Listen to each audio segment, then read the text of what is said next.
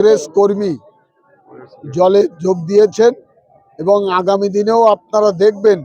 এই পাটলিখানপুরের মাটিতে আরো কয়েক হাজার মানুষ এই তৃণমূল কংগ্রেসে মমতাদির উন্নয়নকে সাক্ষী রেখে তারা আগামী দিনে পথ চলতে শুরু করবে। ফর্মটা ফিল আপ নিয়ে